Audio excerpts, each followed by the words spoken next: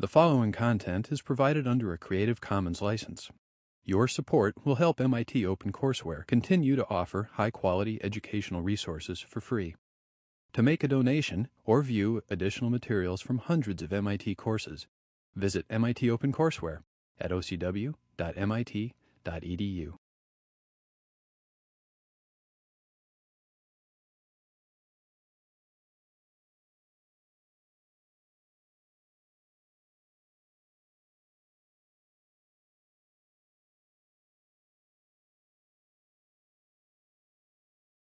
All right, so Alan Turing.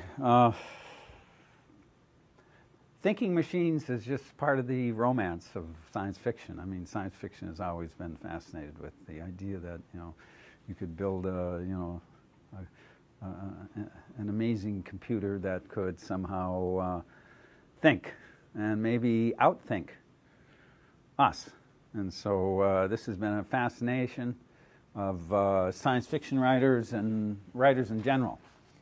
And I thought it would be interesting to just look at Turing's paper, read Turing's paper, talk a little bit about Turing, so that we get up into the modern era before we jump back into the 19th century, just to sort of... So, yes, Alan Turing. Alan Turing was... does anybody know anything about... Has anybody come across Turing's work before? Devin, what do you... He was one of the most interesting people of this time period for sure, and arguably of the 20th century. He, worked on all the Enigma codes, did an amazing work. Went on and started to really think deeply about a lot of, coming out of that, about a lot of the issues of what machines could do. He was a champion marathon runner. He was a really remarkable athlete as well. So he was seemingly the perfect kind of, person to do this work. And published all this great work, which we'll talk about soon, and then in his personal life is what kind of where things got a little confusing and weird. Obviously you see at the bottom there, there's 1954, there was a suicide, and the story revolving around it is a little strange. When he was suspected of having homosexual relations with some colleague or something like that, and the government got word of this, and because of all the classified work he was doing, that from what I know they started putting him on estrogen. Because that's just the thing you do in his body. So I don't know if you want me to stop anything, but No. yeah, and he was put on estrogen, and obviously his body totally flipped out on that, and he became really depressed, and for one reason or another he committed suicide. Whatever, no one, the story isn't true, but from what I know, when they found him, there was a bitten apple on the ground next to him, reminiscent of Snow White.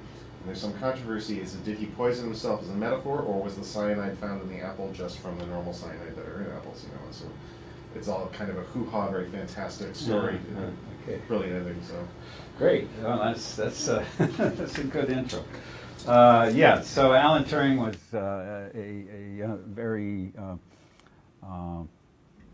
precocious and highly intelligent person who really absorbed computing in a deep way. I mean, he knew all kinds of things that were ahead of his time, and he came up through the ranks through Cambridge, and he began to work in the Second World War on cracking the code of the German Enigma machine.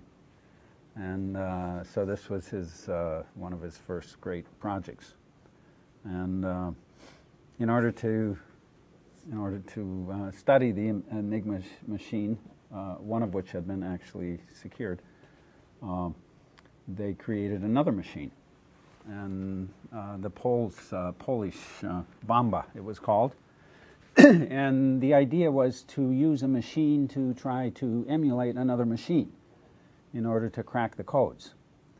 And so, I mean, this is a very interesting topic, so if anybody wants to write a paper on this, it would be most welcome.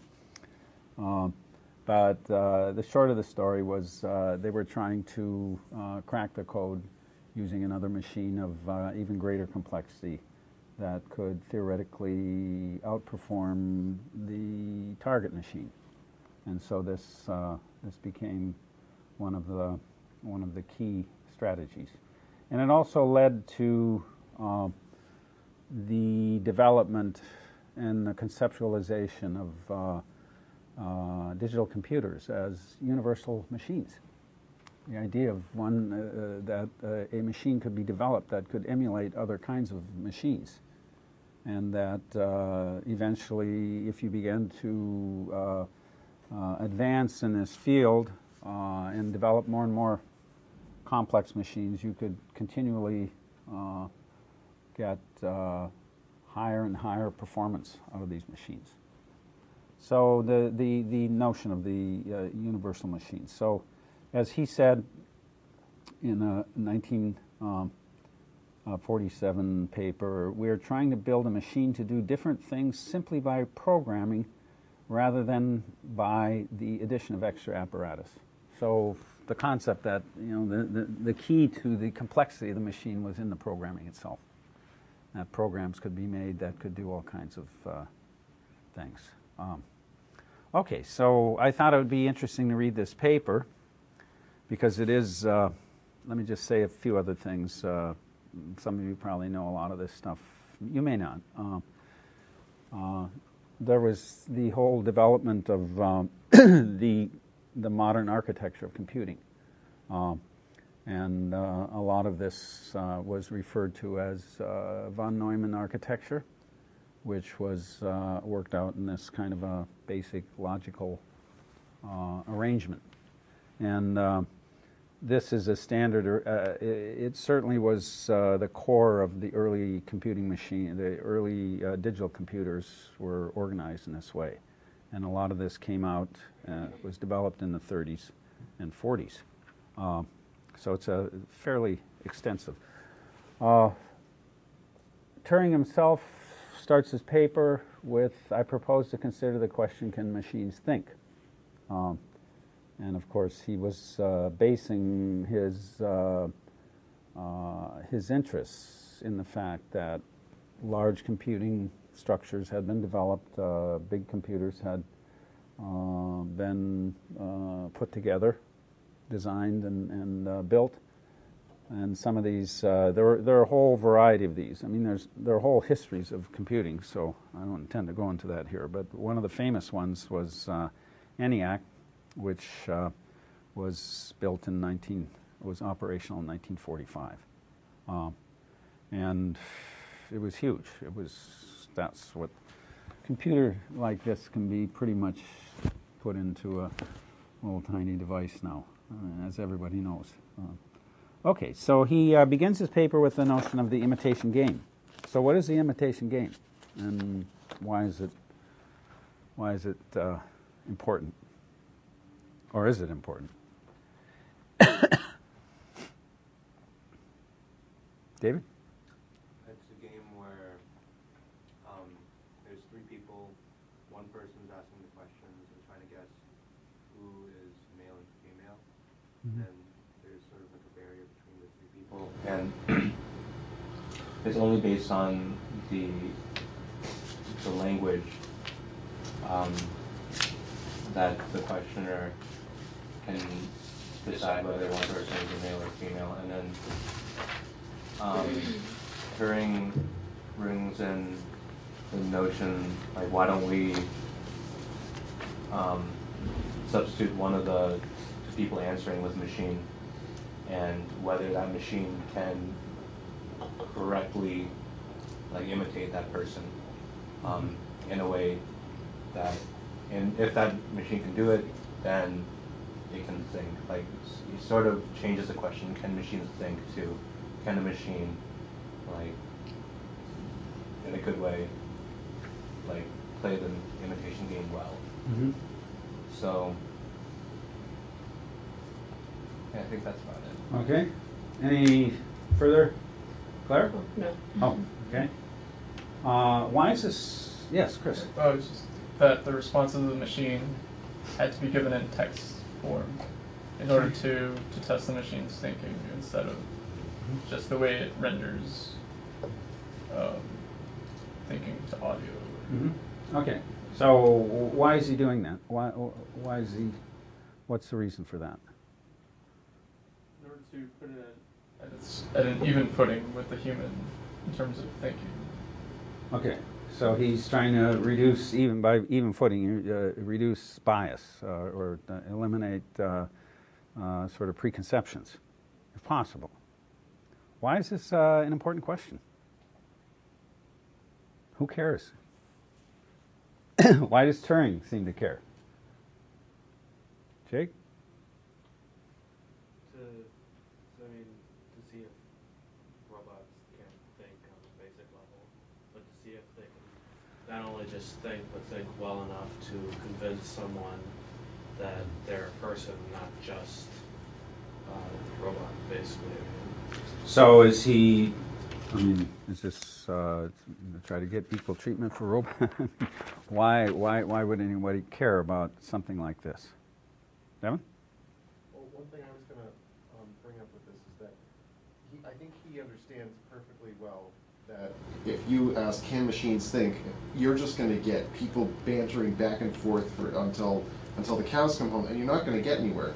So he says, let's rephrase the issue, and I'll tell you what. If I put you in front of this terminal and you have a conversation with two people and you are unable to tell me which one is the machine, then that's as good as an answer in the affirmative, you know. And he sets it on a practical footing. So it's like, let's not talk philosophy here because history has shown we're not going to get anywhere. So let's just, if beyond all reasonable doubt we're there, good enough for us, you know.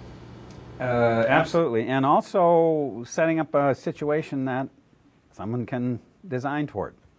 That is, you know, you can, once you set it up in a structure like this, and you remove it from the endless sort of questions that philosophers love to discuss, which, you know, is a lot of fun, but it's not going to get us too far about with, you know, building machines that can come closer and closer to thinking.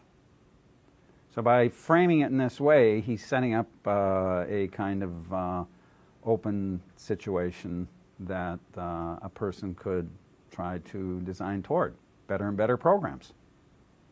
So, I mean, this is certainly one of the fundamental goals here. So he says a lot of things that we are familiar with today, but at the time of Turing's paper in 1950, the one I asked you to read,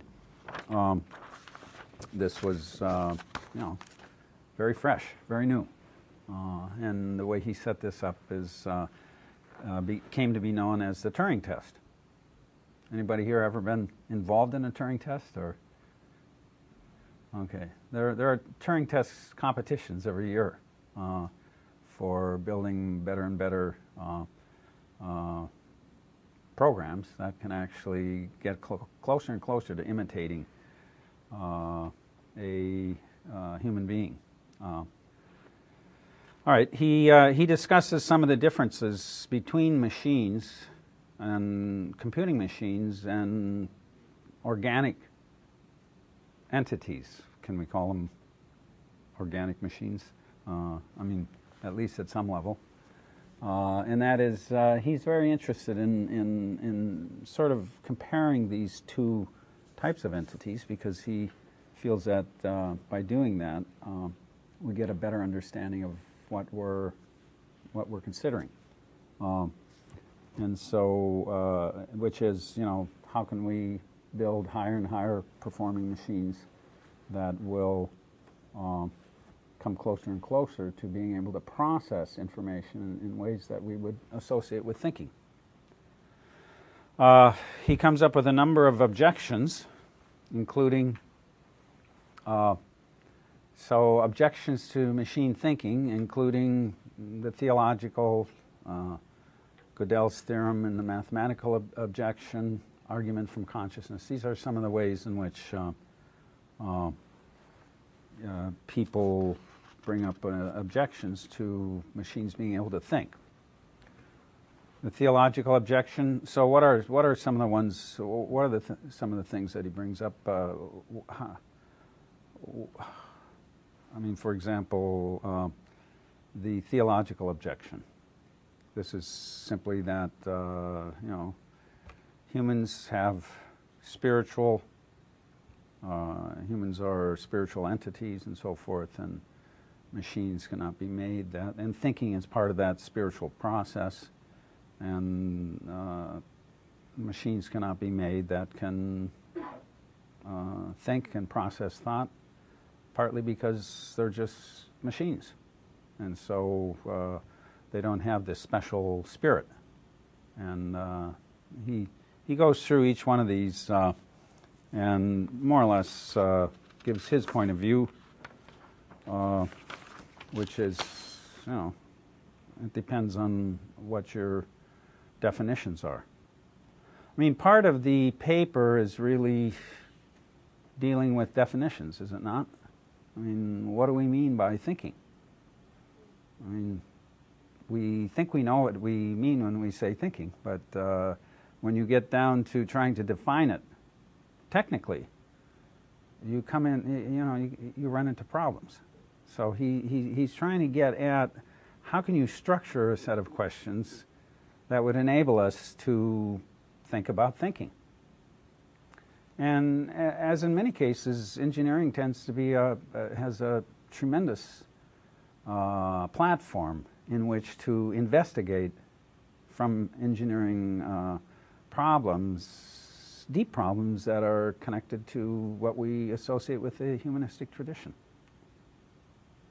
So engineering has a dialogue with many of these great problems, and Turing in many ways is trying to create that dialogue here. He's trying to begin to position these questions in ways in which we could get a better understanding of what we mean by thinking, and in the process make better programs. I mean, that's certainly his key goal here. So what else does he say about machines here? So to get a thinking machine, all right, so we have the imitation game. We can build better programs, and we can get higher and higher degree of success with fooling people into thinking, or I don't know, fooling is quite the right word, but it seems to be appropriate, into thinking that one of the entities that is not a human is actually performing like a human, close enough that we can't tell it, can't tell the difference. How does he think that machines could be made that would be higher and higher performing?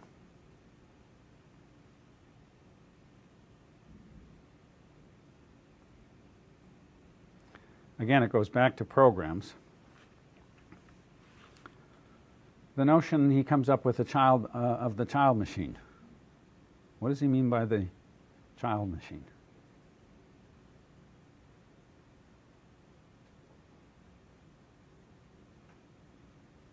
Why? Yeah, Craig. As no human being with essentially it's born almost, like it has some like basic kind of instinct and knowledge, but then as it grows up it like picks up everything along with it and then becomes fully formed like a human. Okay. So through the process of learning, rather than thinking of designing something that performs at the level of humans in terms of thinking, why not design something that has a capacity? I mean, if machine learning is a possibility, that has a capacity to learn and become more complicated. Because how do humans, and if you think of humans, how do they acquire their ability to interact with their environment? Well, the most powerful element here is the way in which they learn. We're back to Alice in Wonderland. She's wandering through this garden of bizarre entities and characters and so on, and she's interacting with her environment. And through that interaction, she's beginning to get a deeper understanding of the world that she's part of. And when she says at the end of the fantasy, you're just a pack of cards. I mean, she's kind of realized that she's outgrown that world in some ways, because she's been interacting with it long enough to come to a comprehensive view of what it is. I mean, that's one explanation or one interpretation. So this child machine that Turing comes up with is a entity that would be able to learn, and this connects with Norbert Wiener's notion of devices able to learn, devices that become more and more complicated in their interaction with their environments. So what do you think of this theory? Make any sense, Charles? It's kind of scary though. In what way? Like, it makes you think about all the sci-fi movies where they have like little robot children. And Okay. Yeah. like, it's like, I think this would only produce more problems. Mm-hmm. I'm not sure what kinds of problems something like this would solve. Sure. And like the only problems that would come up would be problems that history has seen over and over again. Mhm. Like you would essentially be creating a new kind of racial identity, and then there would be strife and just things like that. And yeah, I think Okay, it's a mess. that's fair enough. Yeah. So maybe it's not a good idea to build computers that can learn or at least perform at the high level of function of thinking. Is that clear? I think it kind of depends on what kind of learning happens and what it can do with that learning. Because when we learn things, we often, we have the ability to connect it to other things that we have learned, and that's where we generate new ideas. But with a computer, you would need to program it to make those connections, so there would be a limit. It's like the number of connections it could make. So it may not be as dangerous necessarily as we think, just because it's not able just to, I mean, I don't know if someone could program something to do this, but I guess you could have like a random generator where it just connects like random things that it has acquired, and then I don't, but yeah, I think it kind of depends on what kind of learning we're talking about. If it's just like simple fact by fact, or if it's teaching it to somehow connect ideas. Okay. How does this connect with the biological world? What is it about learning machines that connects with biology? Because biology is all kind of feedback response, I guess, where the child machine is going to get whatever stimulus, and it's going to learn from it, and then the next time it comes around, it'll say, oh, I've encountered this chair before, I can't walk through the chair, I have to walk around the chair or over the chair. The same way an animal that encounters something like that would, but also in a more evolutionary standpoint, the child machine evolves. Maybe the first time it walked into the chair and broke. Next time it's going to walk around the chair, same way. An evolutionary adaptation is going to keep an animal from dying in a circumstance, live next time it comes into that circumstance. Yeah, organisms have a very, very complex relation with their environment that involves learning.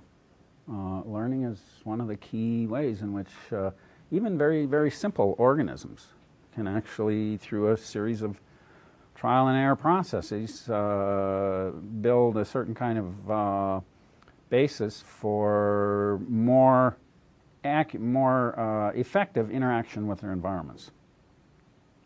So it brings up this whole realm of machine learning, brings up this whole question of organic entities that learn.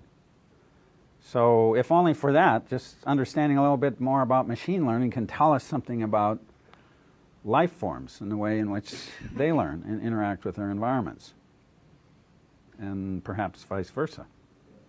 Devin, did you have?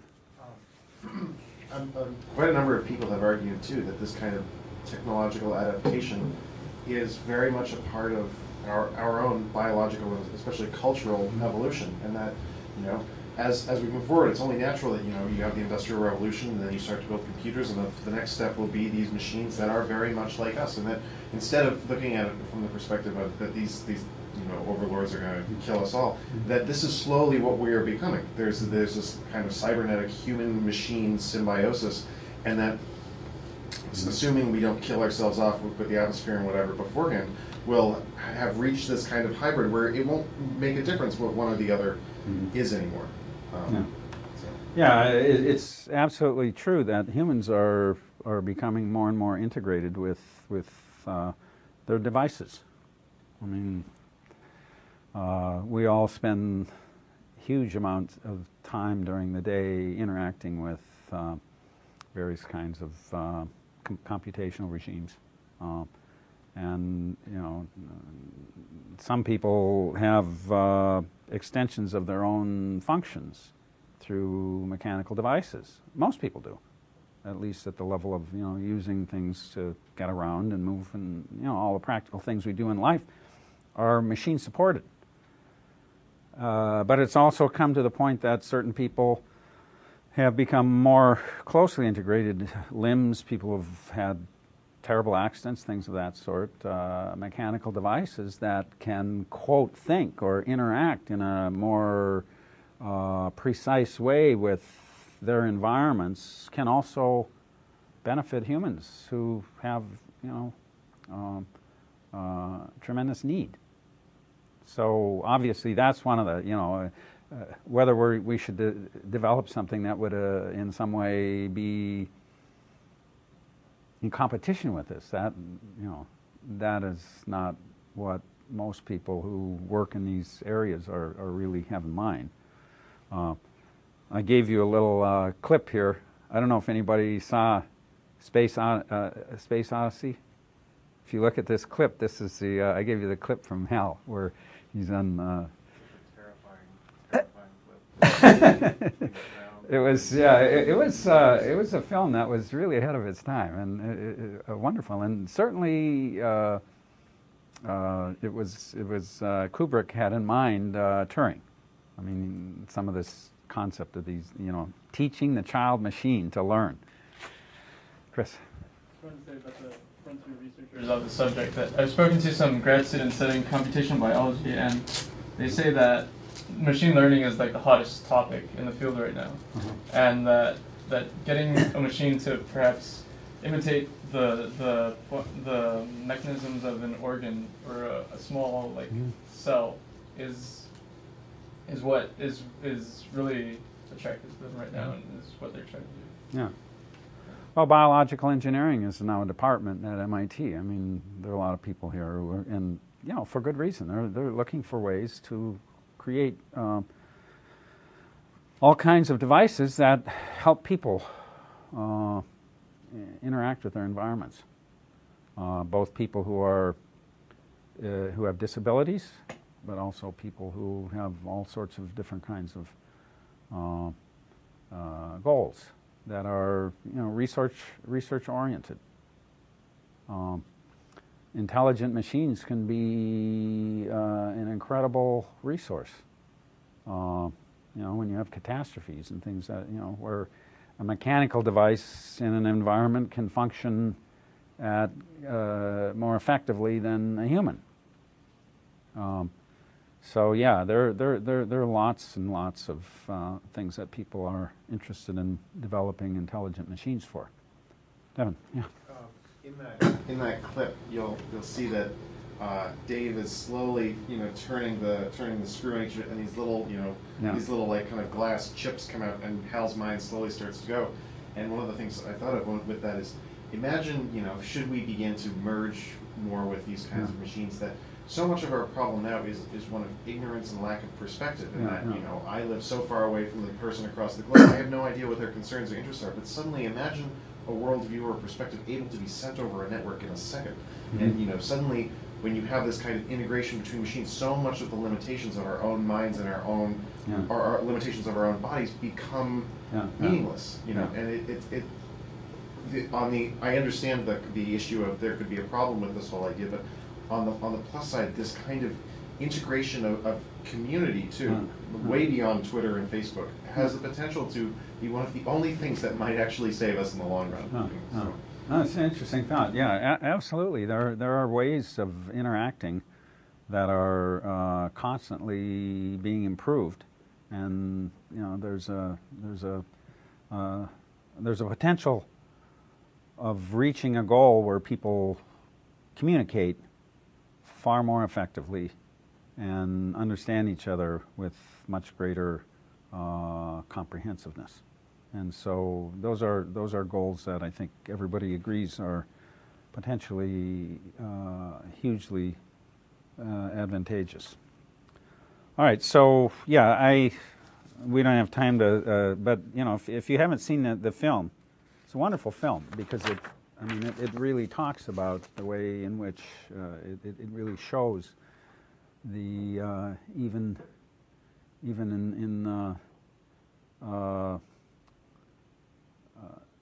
in that regime how human and computing are completely integrated.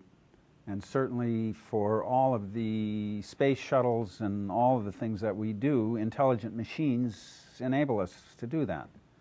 I mean, when we send somebody out into outer space for whatever purpose, the support level that they have from highly functioning machines is tremendous. We couldn't do it without. So Kubrick really captures that whole regime.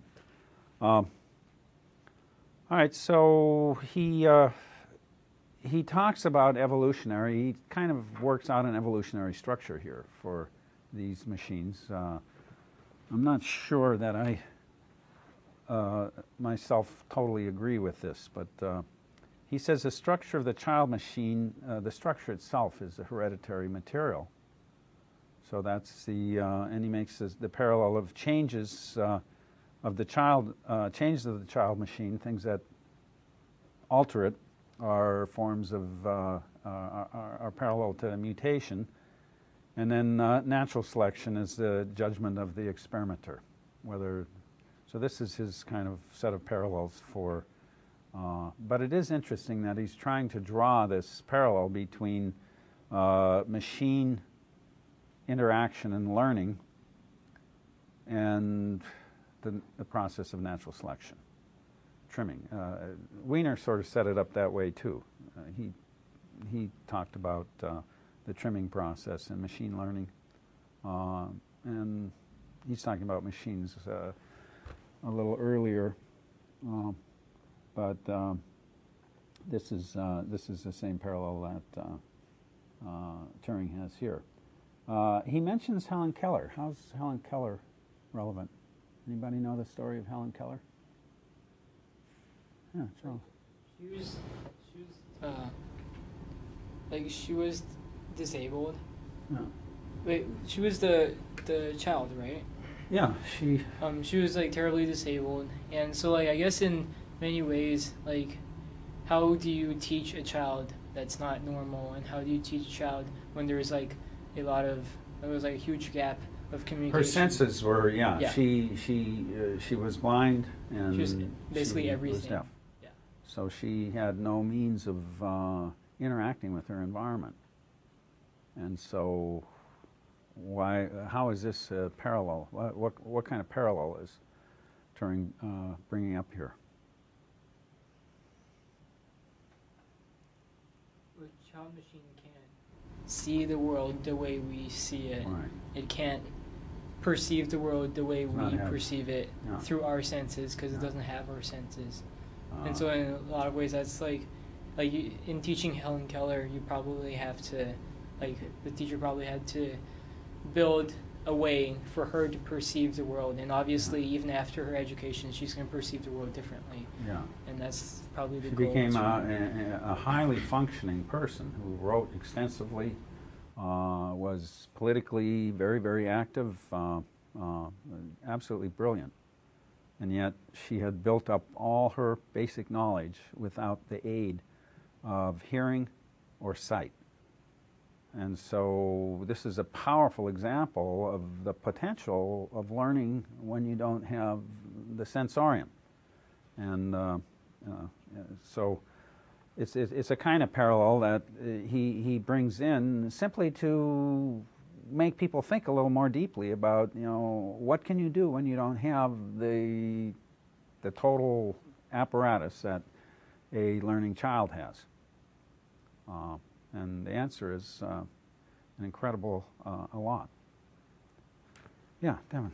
Sticking with the Helen Keller story, from what I remember, she had this pretty remarkable teacher who kind of saw promise in her, at an early age, and was benevolent and remarkably supportive in continuing as an experimenter, trying to find ways to be able to open up this channel of communication. And in no small part, Helen Keller's success was due to this woman whose name I can't remember. And one of the things we can carry over to that here is that, he uses the word experimenter there, but it really ought to be more like parent, because it requires a kind of benevolence in that you really want this program to succeed or to be able to thrive, and so you're going to have this vested interest in trying to help it along.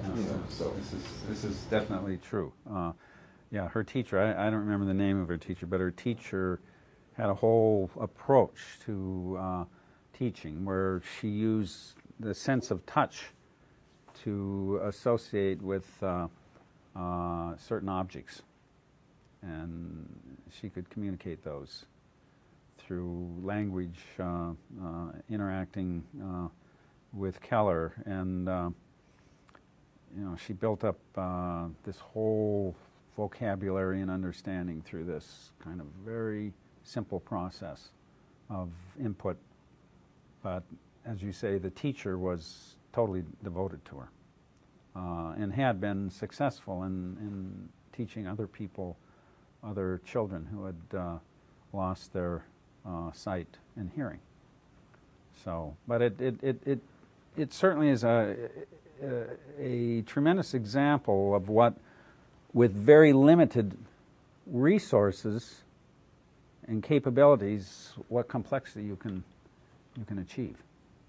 And again, it quite apart from the ultimate goals, it tells us so much more about learning, what learning is. What are we talking about?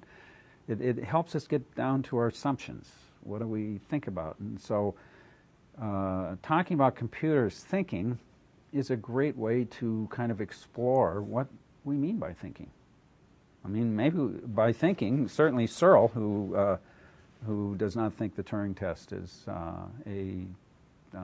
even if succeeded in is proof of thinking. I mean, he has a whole definition of thinking that involves intentionality. I mean, so John Searle was an opponent of this style of out of this style of thinking came artificial intelligence and some of the concepts of early artificial intelligence and hard AI and soft AI and so on. And Searle challenged that because he felt that no matter what level of function you can achieve through your programming, you can't create what an organism has that intends to do something. There's no kind of intention in the machine to do something. It's simply manipulating symbols. We'll look at the Searle paper later. So the value of that is we begin to have a discussion, about what we mean when we say thinking and what we mean when we say education. Okay. Yeah. Correct me if I'm thinking about this wrong way, but when I think education, I also think of like values and morals, and I think that our actions are based upon our morals. Yeah. So when it says educating a machine, would that also mean instilling morals into that? Great question. Yeah. I mean, it should if we want to talk about education in the comprehensive sense. So, that's a very valid question. No, it's on my list. Every Scissorhands is a great take on that idea. Yeah. Um, In what way? Well, in Edward Scissorhands, as the movie begins, there's this lone inventor up in his, up in his castle or whatever, and he's working on this wonderful machine, and and he's sitting, the opening scene, he's sitting there and he's telling it stories and fables and relating to it morals and talking about, what is good and what is not and all of this. And unfortunately, the inventor dies before he's able to complete Edward, and as a result, that's why his hands are all temporary. But as the whole point of the movie is Edward, who has learned how, been taught, as we're all supposed to be taught, to be this morally correct, but artificial being, and he goes down into what seems like the perfect little town, where all these, absolutely religious, morally righteous people live, and he realizes that he's different, and suddenly that he doesn't understand because all the morals he's been taught don't seem to apply to all of these other people. And it's a wonderful, wonderful social commentary on so much of us and what we do. I think. Yeah, that's great. Yeah, and in some in some similar in some similar ways, Frankenstein and the whole Mary Shelley's story, because the being that is created in the laboratory has been created out of the stuff of corpses and things of that sort, but it has come to life. But it is also a much more complicated being than so the monster turns out to be a individual who thinks, who is understands certain kinds of moral complexities, and it turns out that the human response is so over the top, or well, not over the top, because it's fairly natural for people to fear something as different and strange as the monster. But the story gets very, very complicated because of these questions of morals and how does this all figure into the mechanical complexity that we want to associate with thinking machine. Hal, it turns out, in the movie clip, his problem is he's incredibly logical and he wants to achieve his end. And when he thinks that there may be a chance for the mission to be shut down, he's programmed to go. And he doesn't, so he starts eliminating people who begin to question the mission. So it becomes necessary to get rid of Hal. And so Hal doesn't want to be got rid of. So this kind of tension develops between this computer that doesn't really have the moral comprehension to realize that it should shut itself down, or it shouldn't oppose a decision that's being made on that may conflict with his own. So it's an interesting, again, it brings up these questions. These are big questions. And they connect back to Wiener, too. When we design things, are we fully aware of what we're creating and what the impacts are? And we have to try to do this with a kind of comprehensive understanding of the effects.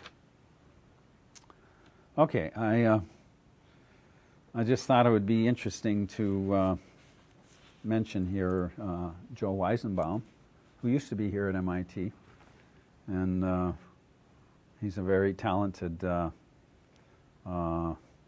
computer scientist who devised the first, one of the first conversational agents, chatterbots. You've all interacted with chatterbots many, many times.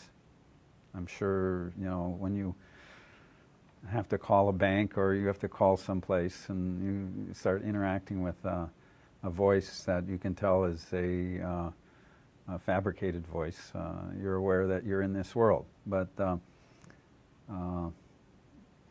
Weizenbaum created this ELIZA program. I've given you the link here. If you want to play around with it, you can actually have a conversation with ELIZA. This link goes to a little dialogue box, and you can say, "Hello, Eliza. How are you today?" And she'll answer, "Thank you for getting. Thank you for thank you," or something like that. "How can I help you?" And then you can tell her about, I don't know, your mother or your father, or or your family, or you can interact over various things, and you can develop a kind of a little dialogue that goes on. Eliza isn't that complicated, but she is capable of having a conversation. And what I like to do is see how complicated a conversation I can try to build with. Because you can try to, if you get too complicated, then it sort of becomes, the whole thing becomes very obvious that it's just but so one of the things to do is try to keep the conversation going as long as you can, and try to see how much complexity you can build into the conversation as you interact with this agent. It's fun. You can kind of fool around with it for 20 minutes if you're bored or you need a break.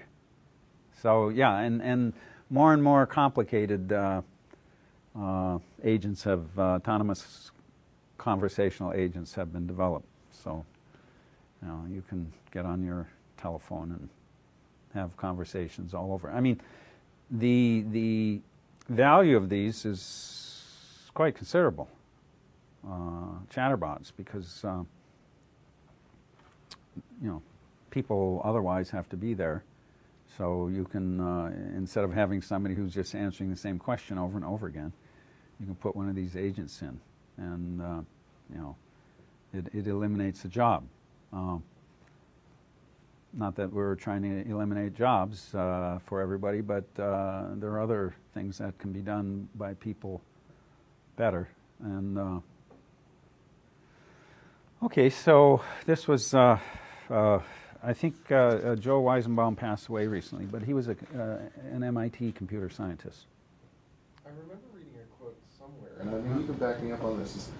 I was going to mention this a couple classes ago. I think he was the guy who actually said that, despite all this Eliza stuff, because a lot of people got excited about it, he's like, nobody get excited about this because it's just a toy. This is true. And he says, I think he went so far as to say, not only that, and he gave reasons why, but that the development of a strong, real AI is sinful and a crime against humanity. It shouldn't be, This is a very good point. He wrote a book called Computer Power and Human Reason. And in that book, he said, it was a kind of a barren project to try to develop machines that that can think, and so he was quite alienated from this whole, and so he was he certainly. and part of it came from the fact that he developed this program, and he saw people in his office and so forth interacting with it as though it were real. And he was kind of astonished. He thought, he was astonished by the fact that people would actually attribute the complexity of humans to something as simple as this little program that he developed. And so he became quite concerned about this. So he took some time off. He wrote this big book. In which he argued that this was the idea of artificial intelligence achieving anything similar to humans was not only a silly idea, but also a morally bad idea, that humans should not try to pursue this line of. So in some ways he's he's similar in some ways in his positions to Norbert Wiener. Because Wiener had certain reservations about developing certain types of technologies. So yeah, he was a very interesting and an important figure. And then he, I know he retired, and I think he returned. I think he went to Germany, and I think that's where he passed away. But he was around when I came to MIT, and I met him several times. Very nice guy, very involved in social action, and very sort of concerned to find social reasons for developing technologies. Okay, so any further thoughts on Alan Turing? I just wanted you to glance through the paper, read it, and realize that this is kind of a line of thinking that has come through this group of writers that we've been talking about. So next class we're going to go back into the 19th century and we're going to read Dr. Jekyll and Mr. Hyde. And that is a work that sort of brings up all kinds of evolutionary tales and topics and questions. So we'll start on that on Monday. Any questions about papers? Is anybody planning? I think, David, you said you might come by on Saturday. Is anybody else? Okay. If you think you're going to drop by on Saturday, let me know. Okay, you can send me an email. Okay, great. Do you think the other, do you think that, and this is after class, Yeah, no, go ahead. Do you think that, because I actually didn't know about I didn't know too much about the Enigma code portion of Turing's life, and do you think this idea of using one machine to, interpret the output of another as a potential inspiration for Turing equivalence? Yeah. Like, it kind of seems like that could be. It seems to me that way, yes.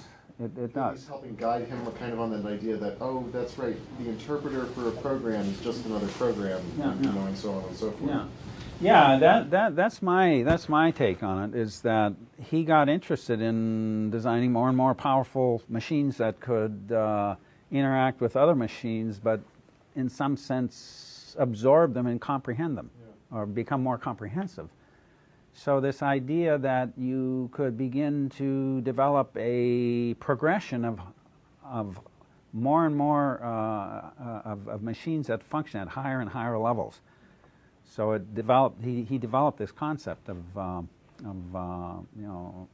sort of progressions in programs and also in machine design. I mean, he focuses in the paper on programs, and he realizes that more and more powerful programs will continually be built. So this is a notion of machine that's, there was the notion of, machines get better, they get smaller, Butler had that in his chapters on Book of the Machines, that, machines become smaller and smaller, and, they can still carry out the same functions. So he had this notion that, machines advance. So that notion of machines evolving reaches a kind of a new level with digital computers and programming, because the whole concept of machines that can maybe even begin to learn. And so some of the terms that were used were like emulation machines or universal machines. And this captured the notion that computers could really be designed to emulate almost anything. And I think Stephen saw it on one of your slides, he ascribes no particular importance to concurrency. And it's that if you're building a universe inside of a machine and you need a bunch of things to simultaneously be updated at the same time, the remarkable thing about these computers is that you can make time work however you want. So if you have the internal clock of the computer spinning at a multiple of the clock of the universe that you're trying to build, then suddenly in between the first tick of the clock in the universe and the second tick, you can update everything in the system by the computer's clock and still have everything be effectively concurrent. And that's an amazing idea. Interesting, yeah. It's fascinating, and from there you can get into relativistic physics or whatever you want. It's just if anyone wants to go see it, this isn't a von Neumann style computer, I think, but if you go to Harvard and you go to the science building and you walk in on the first floor, in the back, you'll just see this giant green machine. That is the Harvard Mark I, which was just an amazing, Harvard's kind of take on, I think whatever, von Neumann was in New Jersey or whatever, these were the people at Harvard were working, which was a slightly different idea in terms of architecture, but obviously yeah. did the same kind of work. Yeah. So if anyone wants to see one of those giant room-sized computers, go take a look there. That's great. That's, yeah, many universities produce these. Manchester in England, MIT was working, Jay Forster was working on a magnetic memory core for digital computers in Project Whirlwind. There were projects at Harvard. Harvard did a lot of development of early computing. And the Advanced Institute at Princeton is where von Neumann was. And he tried to talk, I just read in some, that Turing passed through there and spent some time at the Advanced Institute. And von Neumann tried to get him to stay, but he didn't want to. Yeah, and Turing's own life was, yeah, it was kind of tragic, because at that time, the governments felt that it had, some kind of moral authority to ask him to do things harmful to him, because they felt that his homosexuality was somehow a threat to national security.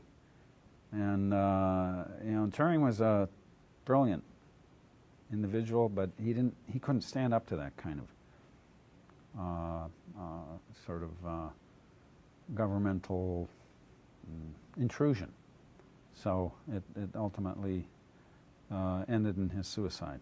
So that was a very, very dismal tale, because he did so much for the war effort. I mean, his cracking of the German code was single-handedly made the war effort, advance the war effort, probably more than any other single thing.